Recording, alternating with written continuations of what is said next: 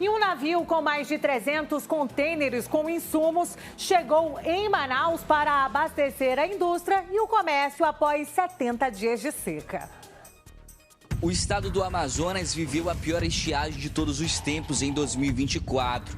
No final da tarde do dia 3 de outubro deste ano, o nível do Rio Negro, que banha a capital, atingiu a marca histórica de 12 metros e 66 centímetros. Os 62 municípios estiveram em situação de emergência. As embarcações de grande e médio porte pararam de navegar nos rios da Amazônia. Navios cargueiros com produtos e insumos básicos não atracavam nos portos de Manaus por mais de 2 meses. Mas com a chegada do inverno amazônico, as chuvas são mais constantes, o que ajuda o rio subir. Apesar de ser um movimento lento, todas as bacias hidrográficas do estado estão subindo. A gente já está em processo de enchente. Esse processo de enchente ele é regular, mas o que é o que a gente observa de problema?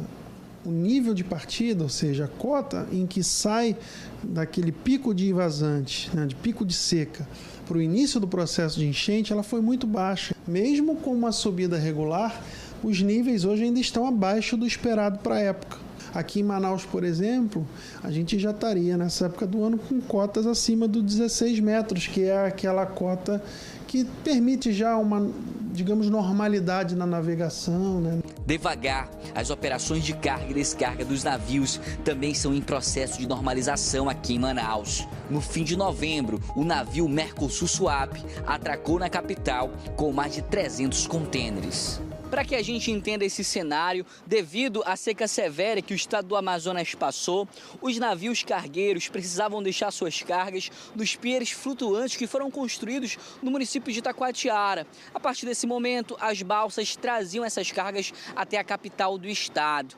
Agora, com a subida dos rios, a tendência é que gradativamente esses navios possam ancorar aqui no porto, diminuindo o custo de produtos e insumos da Zona Franca de Manaus.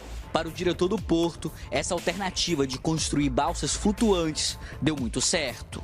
Uma experiência inovadora e nunca vista antes em lugar nenhum do mundo. Mas esse era o plano B. A ideia principal era a dragagem dos rios. A gente esperava um resultado de uma dragagem que chegou de forma emergencial, mas lamentavelmente não houve um equipamento correto e que desse a produção suficiente para que dragasse os pontos críticos para que fosse possível o navio passar. Foi entregue todo um trabalho técnico em Brasília para o DENIT, onde respaldava e pela primeira vez o DENIT teve a informação em quais pontos realmente deveriam ser dragados.